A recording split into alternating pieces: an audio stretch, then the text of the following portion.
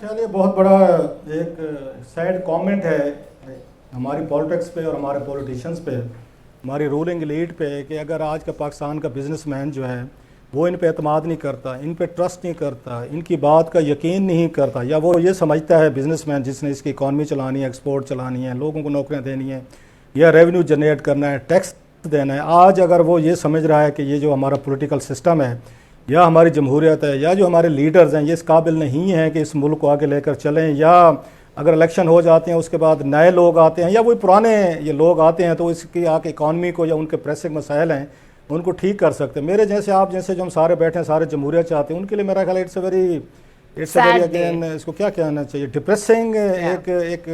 Comment ہے کہ لوگ جو الیکٹڈ ان پہ وہ زیادہ اعتماد کرنے لگے ہیں۔ اس کی وجہ جو ہے ہم نے بڑے قریب سے دیکھے، ہم سب نے جتنے بیٹھے ہیں یہاں پہ، انہوں نے جو رولنگ ہماری لیڈ رہی ہے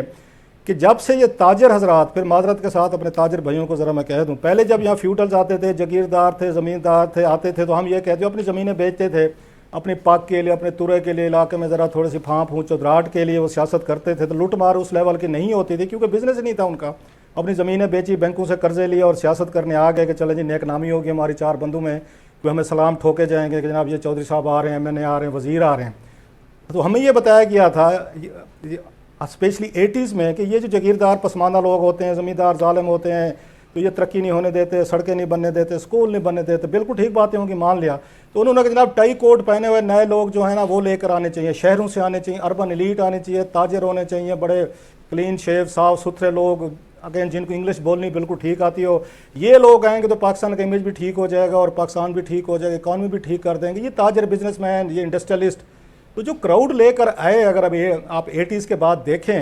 تو موسٹلی تو یہ بزنس مین تھے، تاجر تھے، جن کے اپنے بزنسز تھے، جن کے اپنے کاروبار تھے، انہوں نے حکومتوں کو چلایا، کاروبار کی طرح چلایا کہ ڈیلی پر ہمیں کتنا پروفٹ ہونا چاہیے۔ آپ اٹھا کے دیکھ لیں کون سے اس وقت آپ کی پارلیمنٹ میں لوگ بیٹھے ہیں جن کے اپنی صنعتیں نہیں ہیں، جن کے اپنی شوگر ملیں نہیں ہیں، جن کے یہاں پہ اگر ایل کے کارخانے نہیں ہیں، ایون سٹاک میں انہوں نے پیسہ نہیں لگایا۔ میں نہیں، کوئی 11 سیکٹر ہیں بڑے بڑے، مجھے یاد ہے ڈار صاحب نے کوئی 2013-14 میں لسٹ پیش کی تھی وہاں پہ قومی اسمبلی میں وقفہ سوالات میں کہ یہ وہ کارٹلز ہیں، یہ وہ جو مافیاز ہیں جو پاکستان کو کنٹرول کر رہے ہیں۔ ابھی بھی پڑی ہوگی لسٹ وہ وہاں پہ، ہم نے پہلے بھی اس پہ شوز کیے تھے اس وقت۔ ان 11 میں سے کوئی ایک سیکٹر بتا دیں جس میں ہمارے سیاستدان، ہماری ایلیٹ، ہمارے پولیٹیشنز یا ہماری اس میں آپ کہہ سکتے سول ملٹری بیوروکریسی وغیرہ جو ہے نا، جن کے شیئرز نہیں تھے یا جن کے بزنس نہیں تھے۔ تو جب ہم کاروباریوں کو لے کر آئے ہیں تو آج پھر کیوں میرے تاجر بھائی وہ تکلیف کر شکایتیں کرتے ہیں؟ ان کی اپنی اکانومی جو ہے، جتنے بزنس مین تھے سب سے زیادہ سپورٹ تو یہ دے رہے تھے شہروں میں بیٹھ کے، ان کا ووٹ بینک تھا، نواز شریف صاحب کا سب سے زیادہ ووٹ بینک جو شہروں سے ملتا تھا، تو انہی لوگوں نے سپورٹ کیا۔ آج وہ پھر کیوں گلے کرتے ہیں، شکایتیں کرتے ہیں کہ میاں صاحب کا اپنا بزنس ہے وہ آسمان کو چلا گیا ہے۔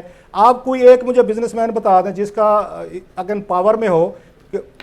اور ان کا کوئی نقصان ہو۔ اپنی اکانومیز دیکھیں، ایک سے انہوں نے 10-10 11 ملیں لگا لیے، پاکستان سے ملینز آف ڈالر جو ہیں وہ بہر گئے ہیں، بہر انہوں نے ملیں لگا لیں، کہاں سے پیسہ آیا؟ یہ پاکستان سے پیسہ کمایا ہے۔